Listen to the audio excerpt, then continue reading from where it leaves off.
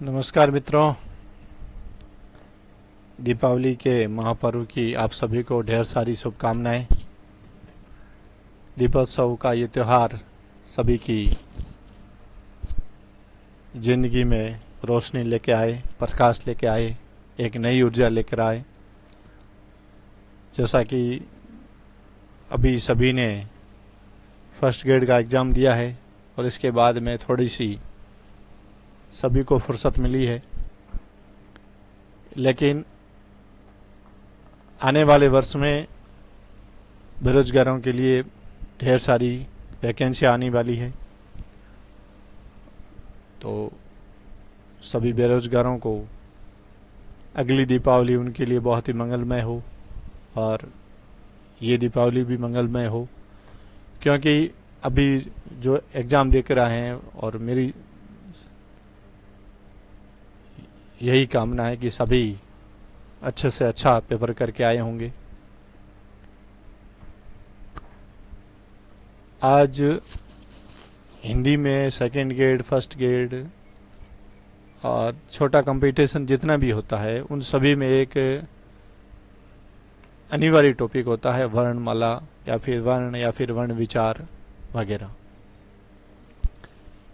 वैसे कोई भी भाषा होती है, विश्व की जितनी भी भाषाएं हैं, तो उनको जब बोलते हैं तो एक तो उनका रूप होता है लिखित रूप, और लिखित रूप के लिए कुछ ध्वनियाँ चाहिए, कुछ प्रतीक चिन्ह चाहिए। अब जो ध्वनि है और उस भाषा में उसका जो अर्थ निकल रहा है, तो उस हिसाब से फिर उन्होंने उसके लिए जो क्या लिपि चिन्ह है जो निश्चित किया है, और उसका जो लिखित रूप होता है और उसके माध्यम से वो भाषा लिखी जाती है। यानी कि वर्ण भाषा को लिखने में अगर सबसे ज़्यादा किसी की अहम या महत्वपूर्ण भागीदारी है तो वो किसकी है? वर्णों की है। और ये वर्ण हैं जो छोटे छोटे वर्ण या फिर इनको अक्षर कह सकते हैं, और ये जब सार्थक क्रम में एक सार्थक जिन अक्षरों के मिलने से एक सार्थक अर्थ निकले, और वो उनके जब मेल होता है तो उनसे जो सब उन अक्षरों के योग से जो बनते हैं वो होते हैं वर्ण। यानी कि कहा जाए अगर लिखित रूप में भाषा का अगर सबसे छोटा रूप है तो वो क्या है? वर्ण होता है।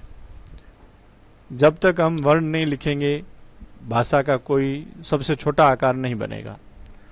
फिर वर्णों से अक्षरों से मिले वर्ण, अक्षरों से मिलकर बना शब्द, और शब्दों से मिलकर बने वाक्य। तो ये एक कर्म है। तो अब सबसे पहले जैसे कि हमारी राजभाषा हिंदी है, और परीक्षा की दृष्टि से हिंदी के वर्ण, हिंदी में कितने वर्ण हैं, ये वर्णमाला है, तो इसमें ये कौन सी लिपि से इसका उद्भव हुआ है, उसके बारे में हम थोड़ा बहुत आज अध्ययन करेंगे। सबसे पहले वर्ण विचार अर्थात जो वर्ण है, वर्णों के जो सार्थक मेल होता है, सार्थक क्रम होता है, और उनकी जो माला बनेगी वो होती है वर्णमाला। अब देखिए, वर्ण भाषा की सबसे छोटी इकाई ध्वनि है। यानी कि हम जो शब्द या अक्षर बोल रहे हैं, शब्दों से छोटे हैं अक्षर। हम जो भी अक्षर बोलते हैं, यानी कि शब्दों का जो मेल होता है वो किनसे होता है? वो होता है अक्षरों से। और अक्षरों के लिए जो ध्वनि प्रयुक्त होती है, तो वो जो भाषा की सबसे छोटी इकाई होगी वो क्या होगी? एक ध्वनि होगी। और ये होती है मौखिक रूप से, न कि लिखित रूप से। लिखित रूप में तो इनका कोई न कोई एक लिपि चिन्ह होगा। तो भाषा की सबसे छोटी इकाई ध्वनि है, और इसके लिखित रूप को क्या कहते हैं? वर्ण कहते हैं। इसे हम वर्ण भी कह सकते हैं, अक्षर भी कह सकते हैं। जैसे कि अ, आ, ई, उ, क, ख, प, मतलब ये जितने भी हैं, य वगैरह, ये मतलब हिंदी में जो 52 वर्ण हैं, और 52 वर्णों की जो माला है उसको वो वर्णमाला बनती है, जिससे हिंदी का जो लिखी जाती है वो इन 52 वर्णों के माध्यम से लिखी जाती है। तो ये हो गई वर्ण। तो वर्ण किसे कहेंगे? जो ध्वनि जो उच्चारित की जा रही है उसका लिखित रूप वो होता है वर्ण होता है। अब उसके बाद में वर्णमाला, यानी वर्ण शब्द का प्रयोग ध्वनि और ध्वनि चिन्ह के लिए होता है। वर्ण शब्द का प्रयोग किसके लिए होगा? एक ध्वनि या फिर ध्वनि चिन्ह के लिए होता है। इस प्रकार वर्ण भाषा के मौखिक तथा लिखित दोनों रूपों का प्रतीक है। भाषा का भी जो मौखिक भाषा है उसका भी प्रतीक कौन है? वर्ण है। और लिखित जो भी हम लिख रहे हैं, जैसे कि हमने अ बोला, तो ये आ बोलते हुए ये भाषा का एक तो सबसे छोटी इकाई हो गई और उसका एक मौखिक रूप भी हो गया, प्लस जब हम इसे लिखेंगे तो वो उसका लिखित रूप भी हो जाता है। तो वर्ण है वो भाषा का मौखिक तथा लिखित दोनों रूपों का प्रतीक है। आगे है वर्ण या अक्षर रचना की दृष्टि से भाषा की लघुतम इकाई है। यानी कि जो अक्षर है या फिर वर्ण है जो हम भाषा लिखते हैं, जैसे कि हम एक वाक्य लिखते हैं तो उस वाक्य में एक जो वाक्य होता है, वाक्य का सबसे छोटा रूप क्या होगा? वो होगा क्या होगा? एक शब्द होता है। और उस शब्द को भी जब हम विभाजित करते हैं तो उसमें क्या आ जाता है? वर्ण आ जाता है या अक्षर आ जाता है। तो इस प्रकार से वर्ण या फिर अक्षर रचना की दृष्टि से भाषा की लघुतम इकाई हुई। यानी कि एक पूरा वाक्य, जब वाक्य पूरा बोलते हैं जब जाकर उसका कोई सार्थक अर्थ निकलता है, और उस वाक्य को जब छोटा करते हैं तो उससे क्या बनेंगे? जब छोटे छोटे शब्द मिलके बनेंगे, और वो छोटे छोटे जो शब्द होंगे उनको जब हम विभाजित करते हैं तो उसमें क्या होती है? वर्ण होते हैं या फिर अक्षर होते हैं। यानी कि वर्ण और अक्षरों का जो मेल होगा वो जाकर एक शब्द का निर्माण करेंगे। और जब शब्द इतने ज्यादा 3-4 शब्द हो जाते हैं तब जाकर क्या बन जाते हैं? वो बन जाता है एक वाक्य बन जाता, और उससे एक सार्थक शब्द का उच्चारण हो जाता है, या फिर उससे हमें एक किसी बात के बारे में अच्छे से जानकारी हो जाती है, उस वाक्य के पूरा ज्ञान हो जाता है। तो ये इस प्रकार से हो गया कि वर्ण या अक्षर रचना की दृष्टि से भाषा की लघुतम इकाई। अब इससे आगे वर्णों में सर्वप्रथम अ की उत्पत्ति हुई, और जिसकी उत्पत्ति बर्मा की नाभि से हुई, और इस कारण से इसे उदासीन कहते हैं। यानी कि हिंदी वर्णमाला का सबसे सर्वप्रथम अक्षर या फिर वर्ण जिसकी उत्पत्ति हुई, सर्वप्रथम हुई, तो वो किसकी हुई? वो हुई अ की हुई। और इसी कारण से, और अब अ की उत्पत्ति किससे हुई? कहा यह जाता है, माना जाता है कि बर्मा की जो नाभि थी उस नाभि से अ का उच्चारण हुआ है, उत्पत्ति हुई है। और इसी कारण से इसको क्या कहते हैं? उदासीन वर्ग कहते हैं। यानी कि ये सब से अलग है। और अ को शहीद वर्ण भी कहा जाता है। अ को शहीद क्यों कहते हैं? कि जब अ अक्षर का उत्पत्ति हुई तब उसके आधार पर जाकर फिर अन्य 51 वर्णों की उत्पत्ति हुई है। यानी कि इनमें से सबसे सर्वप्रथम शहादत किस वर्ण की गई? वो गई अ की, और इसी कारण से उसको शहीद वर्ण भी कहा जाता है, उदासीन भी कहा जाता है। और दूसरे जितने भी वर्ण है वो सभी वर्ण वो शिव जी के डमरू से निकलेंगे, लेकिन एक अगर ये पूछा जाए कि अ की उत्पत्ति किससे हुई तो वो हुई थी बर्मा की नाभि से, और सभी वर्णों की पूछा जाए तो वो होगी शिव जी के डमरू से इनके उत्पत्ति हुई थी। वर्णों में सर्वप्रथम अ की उत्पत्ति हुई, और जिसकी उत्पत्ति बर्मा के नाभि से हुई, और इस कारण से क्या कहते हैं? उदासीन कहते हैं। और सभी वर्णों की उत्पत्ति वो शिव जी के डमरू से मानी जाती है। अब कुछ बहुत ही महत्वपूर्ण बात है जो भाषा से संबंधित है। जैसे कि पहली लाइन है कि उच्चारित रूप में, यानी कि जब हम कोई भी शब्द बोलते हैं तो उच्चारण जब करते हैं तो उच्चारित रूप में भाषा की सबसे छोटी इकाई वो क्या है? वर्ण है। यानी कि उच्चारित रूप में भाषा की सबसे छोटी इकाई वो क्या कहलाएगी? वो वर्ण कहलाएगी। जब भी हम कोई वाक्य बोल रहे हैं तो वो वाक्य किन से? शब्दों से मिलेगा, और शब्द किन से मिलके बनेगा? वो वर्णों से। तो उच्चारित रूप में भाषा की सबसे छोटी इकाई कौन सी हुई? वर्ण हुई। फिर ये कहा जा रहा है कि लिखित रूप में भाषा की सबसे छोटी इकाई, एंड जब लिखेंगे ना तो लिखते समय भाषा की सबसे छोटी इकाई कौन सी हुई? शब्द हुई। क्योंकि उसके बिना उस शब्द की कोई सार्थकता नहीं रहेगी। जब शब्द अलग अलग होंगे, एक एक अक्षर होगा, तब वो शब्द नहीं कहलाता और उसका ना कोई सार्थक अर्थ निकलता है। इसलिए लिखित रूप में भाषा की सबसे छोटी इकाई कौन सी हुई? शब्द हुई। उसी प्रकार से सार्थक रूप में, यानी कि जिससे किसी शब्द की सार्थकता निकले, जो कोई अर्थ ग्रहण करे उसे कहेंगे सार्थक, या फिर उस वर्ण की सार्थकता। तो सार्थक रूप में भाषा की सबसे छोटी इकाई कौन सी शब्द हुई, क्योंकि जब एक एक वर्ण अलग अलग होगा तो उसका कोई अर्थ नहीं होता है, और जब तक अर्थ नहीं है तब तक उसके अपन कितने भी हैं उसका कोई अर्थ और अर्थ कब निकलेगा, जब एक या एक से अधिक शब्द मिलेंगे। कुछ ऐसे भी हैं जो तो उन अगर एक शब्द से भी अगर अर्थ निकल रहा है तो वो शब्द कहलाता है, और एक से अधिक वर्णों का तो फिर शब्द, अगर वो सार्थक वर्ण मेल हो रहा है तो वो फिर शब्द कहलाएंगे। तो ये हो गया उच्चारित रूप में। अगर भाषा की सबसे छोटी इकाई, तो उच्चारित में आपकी कौन सी होगी, वर्ण होगी। लिखित रूप में शब्द होगी, सार्थक रूप में भी शब्द होगी। अब आगे आ रहा भावों की दृष्टि से, यानी कि इसका जिसका कोई भाव हो। भावों की दृष्टि से वाक्य भाषा की सबसे छोटी इकाई है, यानी जिस सेंटेंस को बोलने के बाद में हमें कुछ लगे, किसी बात का भान हो, किसी बात के बारे में हमें जानकारी प्राप्त हो, तो भाव की दृष्टि से वाक्य होता है वो भाषा की सबसे छोटी इकाई होती है। इसीलिए कहा गया कि वाक्य भाषा की पूर्ण इकाई है, यानी कि वो वाक्य है जो जिससे हमें कुछ न कुछ जानकारी प्राप्त हो जाती है, इसलिए वाक्य होता वो भाषा की पूर्ण इकाई है। आगे इसमें कहा गया वाक्य भाषा की परिपक्व और समर्थ इकाई है। अब जैसे हमें भाव की दृष्टि से हमें कुछ जानकारी प्राप्त हो जाती है, तो ऐसे में वो जो वाक्य है वो अपने आप में क्या है, परिपक्व है, वो अपने आप में एक कोई समर्थ अर्थ निकाल रहा है, और इसी कारण से वाक्य को भाषा की परिपक्व और समर्थ इकाई कहा जाता है। और विद्वानों ने वाक्य को ही भाषा कहा है, यानी कि जो भाषा अगर कहा जाए तो वो कौन से एक एक वाक्य, जो एक वाक्य मिलेगा फिर उससे दूसरा वाक्य, दूसरे से तीसरा, तब जाके हमें कुछ न कुछ किसी, जैसे कि हम कोई भी अगर चीज़ का किसी जिले के बारे में, तो छोटे जो वाक्य मिलेंगे ज़्यादातर वो उन सभी वाक्यों के मेल से जाकर हमें किसी जिले के बारे में जानकारी, अगर देश काल के बारे में भी, अगर किसी व्यक्ति के बारे में भी, तो वो भी वाक्य होंगे, सार्थक वाक्य होंगे, वो जब जाकर मिलेंगे तब जाकर हमें एक भाषा का या फिर एक व्यक्ति के बारे में हमें जानकारी प्राप्त होगी। अब इससे आगे जब हम चलते हैं तो आता है कि सर्वप्रथम ओम शब्द की उत्पत्ति हुई।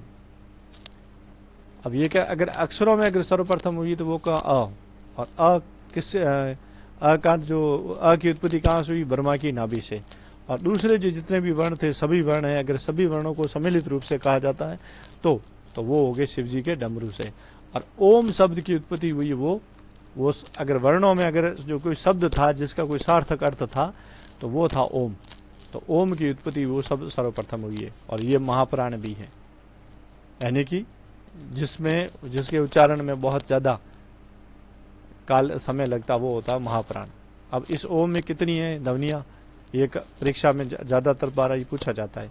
तो ओम में 5 ध्वनियाँ होती है। कौन कौन सी, पहली तो अ, और जिसका अर्थ निकाला गया है अजन्मा, एंड जिसका अभी कोई जन्म नहीं हुआ है। अशरीरी, जिसका कोई शरीर नहीं है तो वो हो गया अजन्मा या फिर अशरीरी। इसी का दूसरा यानी कि अरिहंत, यानी कि जैनियों के जो भगवान थे वो अरिहंत। यानी कि आचार्य। उ यानी कि उपाध्याय, यानी कि जो वेदों के जो जानकार होते हैं, जो वेदों का जिन्हें ज्ञान है वो होते हैं उपाध्याय। उसके बाद में म यानी कि महंत, महंत यानी कि पुजारी। तो इस प्रकार से ओम शब्द में कुल अगर वर्ण पूछा जाए, कुछ ध्वनियाँ, कुल ध्वनियाँ पूछी जाए तो कितनी होगी, 5 ध्वनियाँ होगी। और इन 5 ध्वनियों का क्या क्या अर्थ है, तो दो पहले के दो है, जैसे एक अ और अ, एक तो हो गया अजन्मा, दूसरा हो गया अरिहंत, तीसरा आ यानी कि आचार्य, ये हमारे भाषा में हमेशा यूज होता है। उसके बाद में उपाध्याय। उपाध्याय थोड़ा कम यूज होने वाला शब्द है, लेकिन फिर भी जो लिटरेचर से संबंधित बच्चे हैं उनको इसका भी ध्यान है, यानी कि जो वेदों का जानकार है। और म यानी कि महंत यानी पुजारी, इस शब्द से भी लोग पूरी तरह से जानते हैं। अब आगे आ गया मात्रा। अब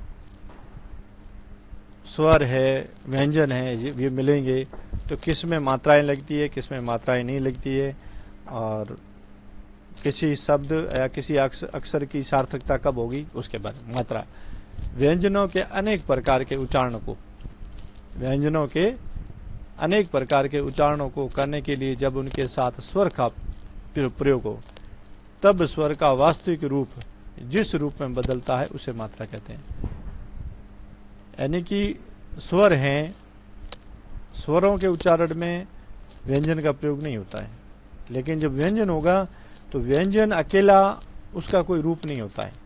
जब जाकर व्यंजन में स्वर मिलेगा तब जाकर उसका कोई, या फिर वो उसमें उसका एक रूप, निश्चित रूप बनेगा। तो इसलिए कहा गया है जब व्यंजनों के जब उच्चारण होगा तो उसमें जब स्वर का मेल होता है तब उसका एक वास्तविक रूप जो बनता है, और उसे क्या कहते हैं, मात्रा कहते हैं। अब देखिए पहला जैसे कि स्वर है या फिर पहला वर्ण है तो वो है अ।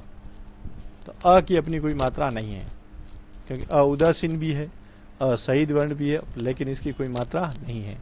अगर मात्राओं से संबंधित प्रश्न आए कि हिंदी में कितनी मात्राएं होती है, तो स्वर तो 11 होते हैं, लेकिन मात्राएं 11 नहीं होगी, क्योंकि पहला जो अक्षर है अ, उसकी कोई मात्रा नहीं है। अ के बाद वाले हैं उन सभी की मात्राएं हैं। तो इसलिए अतः कुल 10 मात्राएं, और स्वर पूछा जाए तो वो कितने होंगे, 11 होते हैं। मात्राएं केवल किन की होगी, स्वरों की होती है, व्यंजनों की कोई मात्रा नहीं होती है, क्योंकि जब व्यंजन में स्वरों का मेल होगा तब जाकर वो कोई एक निश्चित ध्वनि उत्पन्न होगी, या फिर उसका एक रूप, वास्तविक रूप सामने आएगा। इसलिए अगर पूछा जाए मात्राएं किन की होती है तो मात्राएं स्वरों की होती है। और कितनी होती है, अब ये आप मत सोच लेना कि अ से लेकर और औ तक कुल 11 वर्ण हुए इसलिए 11 मात्राएं होगी, नहीं। उसमें अ है, उसकी कोई मात्रा नहीं होती है, और पीछे वाला 10 वर्ण है उनकी मात्रा है। तो 11 में से एक निकाल दो, 10, यानी कि 10 मात्राएं, और स्वर पूछा जाए तो 11। क्योंकि अब ये आगे है कि व्यंजनों की नहीं होती है, और क्योंकि व्यंजन है वो किसके सहायता से बोले जाते हैं, स्वरों की सहायता से बोले। अब आगे वर्णमाला। वर्णों के व्यवस्थित समूह को वर्णमाला कहते हैं। अब देखिए वर्ण तो बहुत सारे होंगे, लेकिन अगर उनका एक सार्थक या एक निश्चित, एक व्यवस्थित रूप नहीं होगा तब जाकर वो वर्ण भी किसी वर्णमाला का निर्माण नहीं कर पाएंगे। उनका जो व्यवस्थित रूप होगा वही वर्णमाला कहलाता है। अब हिंदी में कितने वर्ण हैं, कौन सी ध्वनियाँ हैं वो, अब देखिए अ स्वर आया पहला, तो स्वर कुल 11 बताए गए हैं, लेकिन संस्कृत में 13 होते हैं। अब संस्कृत में ये 2 स्वर कौन से होते हैं, तो हिंदी में जैसे कि अ, आ, ई, उ, और उसके बाद में री, तो एक री तो आ जाएगी हिंदी में, लेकिन उसके बाद में री और लरी, ये 2 स्वर होते हैं, वो संस्कृत में होते हैं और हिंदी में नहीं होते हैं। और उसके बाद में ए, आई और ओ और औ, ये सभी 11 है, वो किसमें स्वर है, वो हिंदी में होते हैं। अब उसके बाद में देखिए अनुस्वार। अब औ के बाद का जो अक्षर है वो कौन सा है, अंग है। अंग है तो इसके ऊपर क्या देखो, अनुस्वार, या फिर अपन कह सकते हैं कि जिसमें नासिका वर्ण का प्रयोग हो रहा है, तो ये अहा, यानी कि नासिका से बोलने वाला अक्षर है, तो इसे अनुस्वार। और उसके बाद में आया विसर्ग, एंड अ के पीछे 2 बिंदियां लगी हुई है, तो ये हो गया विसर्ग। तो अ, अंग और अह। अब अंग और अह दोनों को कहते हैं अयोगवाह। देखिए जैसे कि इसका नाम भी क्या है, अयोगवाह, यानी कि जिसका किसी में भी योग नहीं है, यानी कि जो, अब देखिए अंग से पहले कौन है, ए, आई, ओ, औ, तो ये कौन हुए, स्वर, यानी कि इनका मेल न तो स्वरों में है, और अंग अ के बाद में क वगैरह वो आ रहे, वो कौन है, वो व्यंजन है। तो ये 2 अक्षर हैं, वो न तो उसमें मिल रहे हैं स्वरों में, न मिल रहे हैं व्यंजनों में, और उनके बीच में है। तो इसलिए ये न उधर योग है न इधर योग है, न स्वरों में योग है न व्यंजनों में योग है, दोनों के बीच में, यानी कि अयोग वहा है। और ये अनुस्वार भी एक है और विसर्ग भी एक है। अगर पूछा जाए विसर्ग कितना तो 1, अनुस्वार कितना तो 1, लेकिन अगर पूछा जाए अयोगवाह कितने हैं तो 1 और 1 कितने हो गए, 2 हो गए, यानी 11 स्वर, उसके बाद में 1 अनुस्वार और 1 विसर्ग। उसके बाद में स्पर्श व्यंजन, यानी कि वो व्यंजन जो जब उनका मुख से उच्चारण करते हैं तो मुख से उच्चारण करते समय वो मुंह के जो विभिन्न भाग है, जैसे कि जीवा है, ऊपर तालु है और कंठ है, तो उसके किसी न किसी भाग से वो स्पर्श कर रहे हैं, तो वो हो गए स्पर्श व्यंजन। या तो मुख से होगा, या फिर उनका होठों से होगा, या फिर दंत से होगा, या फिर तालू से होगा, या फिर जीवा से, कहीं न कहीं वो स्पर्श कर रहे हैं, और इसी कारण से इनको कहा गया स्पर्श व्यंजन। अब स्पर्श व्यंजन कौन से? क आद्यो म अवसानाम स्पर्श। संस्कृत में एक उक्ति है ये, क्या? क आद्यो, यानी कि क आदि से लेकर म और म अवसान, अवसान का मतलब होता है अंत, यानी क आदि से लेकर म तक के जो वर्ण है वो क्या कहलाते हैं? स्पर्श वर्ण या फिर स्पर्श व्यंजन कहलाते हैं। अब देखिए, इनको वर्गीय व्यंजन भी कहते हैं। और वर्गीय कौन कौन से? जैसे पहला क वर्ग, उसके बाद में च वर्ग, उसके बाद में ट वर्ग, उसके बाद में त वर्ग, और उसके बाद में प। और वैसे अगर इनको कभी कभी ये भी बोला जाता है कि क च ट त प वर्ग, तो ये कुल 5 वर्ग हो गए, और 5 वर्ग है, और 5 वर्ग इंटू 5 अक्षर है प्रत्येक में, तो ये कुल कितने हो गए? 25 वर्ण हो गए। तो स्पर्श व्यंजन कितने हो गए? 25 हो गए। अब जहां स्पर्श खत्म होते हैं वहां अंतःस्थ आ जाते हैं, अंतःस्थ। और ये होगा यण प्रत्याहार। संस्कृत में एक प्रत्याहार है, यह प्रत्यय है, यण प्रत्याहार, उसमें यवरल आता है। हिंदी में पूछा जाए तो य लव होगा, लेकिन अगर कभी ये संस्कृत में भी इसका एक सवाल आता है कि यण है, तो यण में उसका एक जो यण प्रत्याहार में इनका क्या कर्म होता है, तो वो फिर होगा यही होगा य व र ल। और ये कुल कितने वर्ण हो गए? 4, तो 4 वर्ण। उसके बाद में उष्म व्यंजन। अब देखिए, जैसे उष्म यानी कि गर्म, ऐसे अक्षर जब उन्हें बोला जाता है तब बोलते समय उनका जो अक्षरों को बोला जाएगा तब कुछ न कुछ घर्षण होगा, कुछ न कुछ गर्मी पैदा होगी, और इसी कारण से इनको कहा गया है उष्म वर्ण या फिर उष्म व्यंजन। और ये कितने हैं? ये भी 4 है, स श श ह। और ये अगर इनको प्रत्याहार के रूप में देखा जाए तो कौन सा प्रत्याहार होगा? सर प्रत्याहार होगा। और ये कितने हुए? 4 वर्ण हुए। उसके बाद में आ जाते हैं संयुक्त व्यंजन। संयुक्त व्यंजन वो जिसमें एक से अनेक व्यंजन है, प्लस साथ में एक स्वर तो होगा ही, क्योंकि जब तक स्वर नहीं होगा तब इसका कोई रूप नहीं होगा, तब तक स्वर नहीं होगा तब तक इसका उच्चारण भी नहीं होता है। तो ये हो गए स, त्र, ज्ञ और स्रव। हिंदी वर्णमाला के अंतिम 3 अक्षर स, त्र, ज्ञ और 1 स्रव, ये कुल 4 वर्ण है, और 4 ये भी।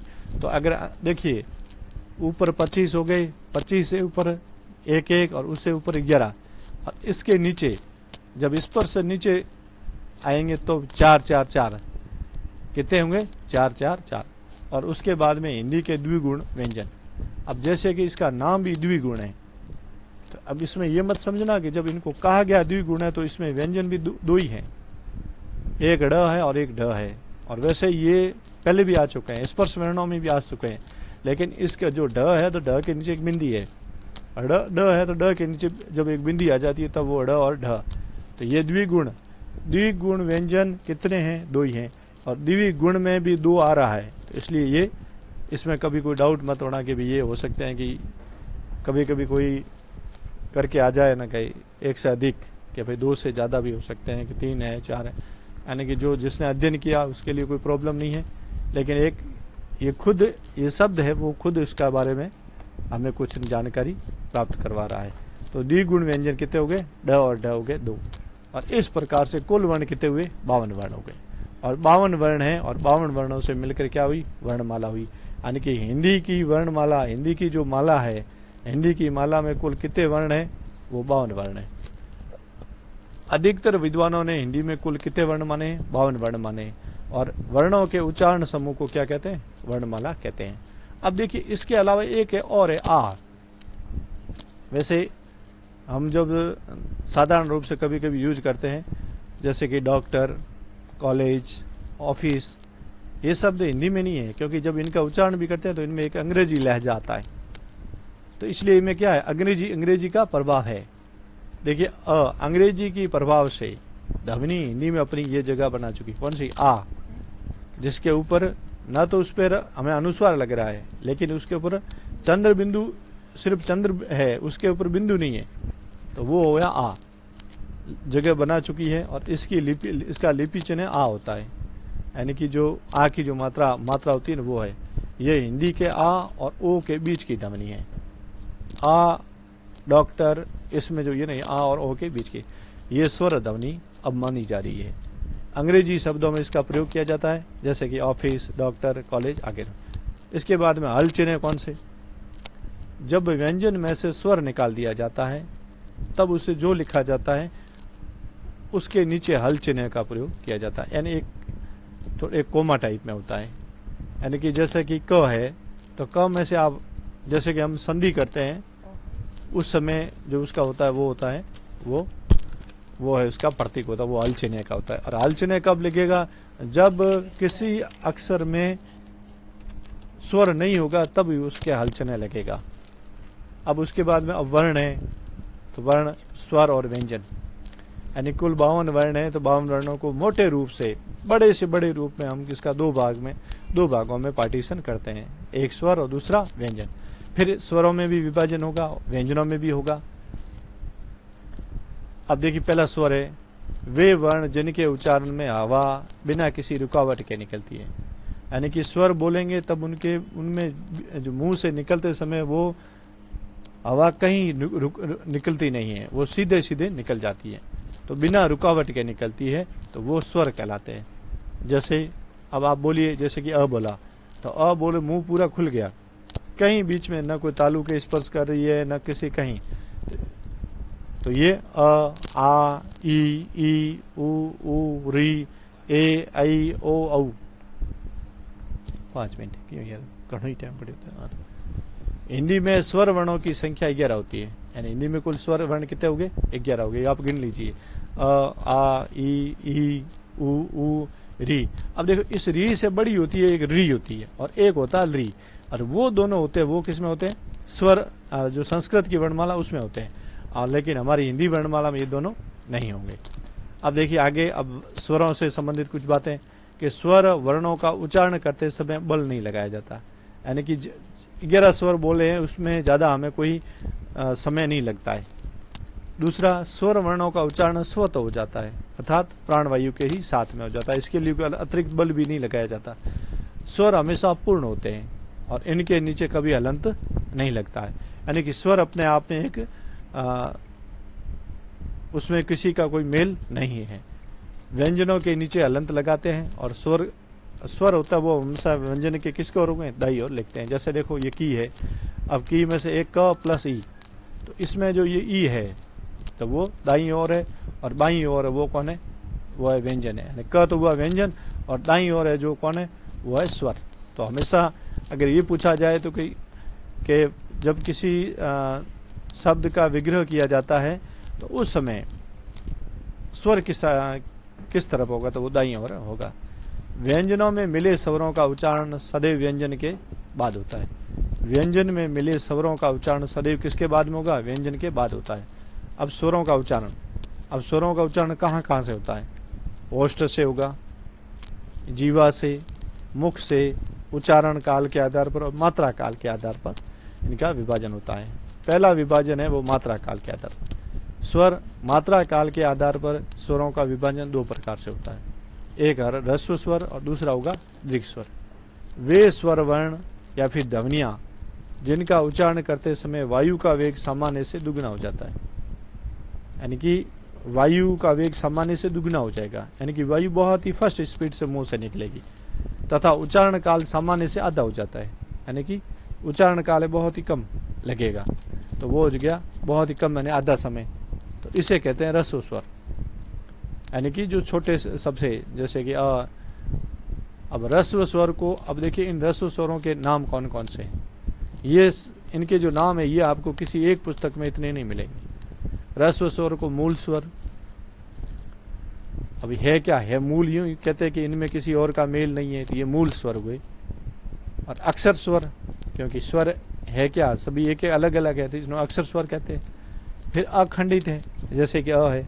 अब अ को अगर पूछा जाए कि अ में किसी का मेल है क्या, जैसे आ पूछा जाए तो आ में तो अ प्लस अ होता है, लेकिन अ में बस अ तो सिर्फ अ ही है, उससे उसका छोटा कोई रूप या उसका भी उससे छोटा विभाजन नहीं है, इसलिए इसको कैसा कहा गया? अखंडित स्वर।